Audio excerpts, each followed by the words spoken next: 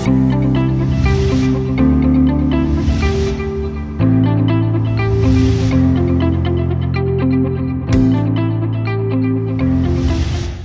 خوای بەخشەندە و میهرەبان، قوتابیانی هێژا، بینەران و بیسەرانی خۆشەویست، سڵام عەلەیکم. ئەم کاتتان باش.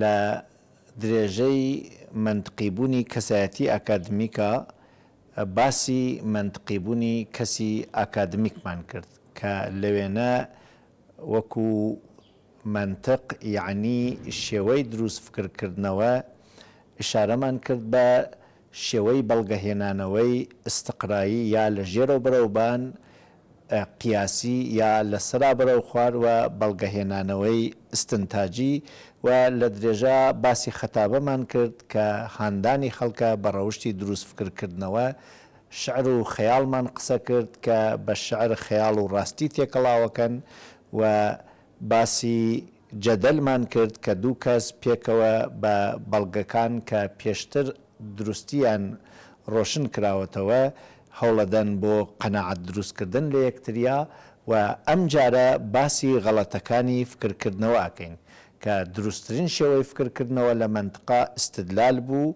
لەو دوا کەمەکەمە هاتین بەرەو خەتابە، جەدەل، شعر و ئیستا ئەچینە فکرە غەڵەتەکان.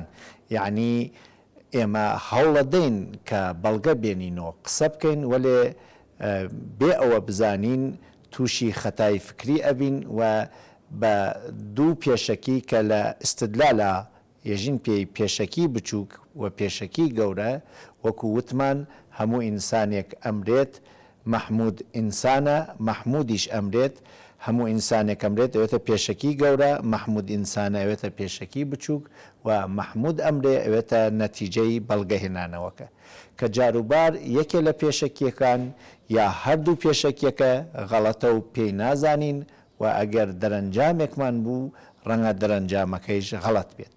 ئەگەر کەوتینە ئەم چاڵی فکرەوە و تووشی ئەم هەڵە بووین و خۆمان پێمان نەزانی لە منتقایەژین مغاڵتەیەک ڕووی داوە کە ئەمە ئاساییە و لە منتقا بەرچاو ئەکرێت ئێمە تووشی ئەم خەتا بووین و منتق یەکێ لە هەوڵەکانی ئەوەیە ئەم خەتا بدۆزێتەوە. ئەمما کەسانێکن بە عەمد ئەم کارەکەن، ئەگەر بە عەمد کردمان ئەمە پێیەژن سەفسەتە.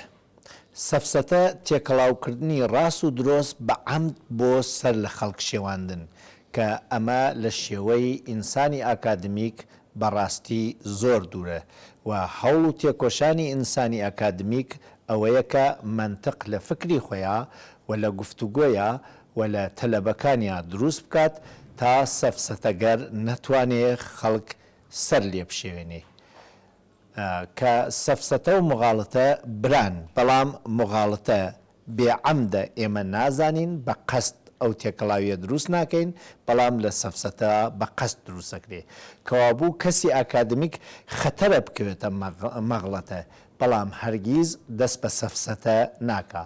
بەڵام کەسی غەیری ئاکادمیک ڕەنگە بکەوێتە مەغڵەتە وەکو نەزانین یا هەر بە عەمد زانینەکانی بواتە کار بۆ ئەوە سەفسەتە بکات کە خاویر کرمند کتێبێکی نووسیە بە ناوی بێشعوری. بێشعور بە کەسێک نایەژێ شێوەی منتقی فکرکردنەوەی بەڵێنەوێت، بێشعور بە کەسێک نایەژێت خوێندنی نەبێت، بێشعور بە کەسێک ێژێت بە عەمد ڕاست و درۆ تێکەڵاوەکات و بە ئەوە ئەو شتەکە خۆی مەبەستیە چنگی خۆی ئەخات و بەم شێوە ڕاستی دەورەداتەوە و درستی لێڵ ئەکات و ئامانجی خۆی وەرەگرێت کە ئەمە نابێت کاری ئینسانی ئاکادمیک بێت. نمونەیەک لە مەغڵەتە ئەخەمە بەرچاو کە وەختێکە دوو پێشەکی ڕەنگە یەکێکیان یا هەردکیانیش دروست بێت بەڵام نەتیجەکە غەڵەت بێت.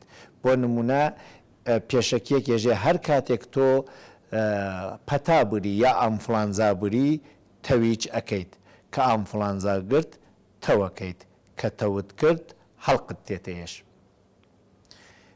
ئێستا ێژێ تۆ ئەمفلانزات گرتووە تەویشت کردووە ئەها من هەڵقم ێشەکات چەندێ ڕوونە ئەم فکرە درۆیە.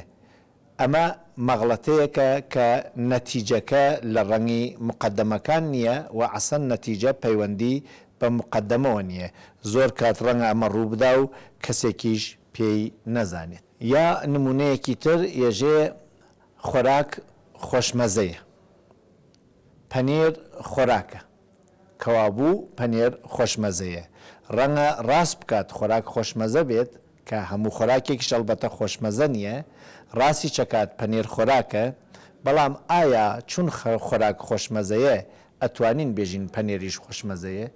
بۆ هێندێک کەس وایە، بۆ هێندێک کەسی تر وان نییە. کەوابوو تێکەڵاوکردنی ڕاست و ناڕاست پێکەوە ئەوێتە مەغڵەتە. ئەگەر پێی نەزانین ئەمە کاری کەسی ئاکادمیکە ڕوو ئەدات پێی نەزانێت و ئەگەر بە ئەم تێکەڵاومان کرد ئەمە ئەبێ لە کەسی ئاکادمیک دوور بێت چون بێشعوریە و لە ئینسانی ئاکادمیک بێشعوری بەرچاو ناکرێت. تا جارێکی تر بەخواتان نسپێت.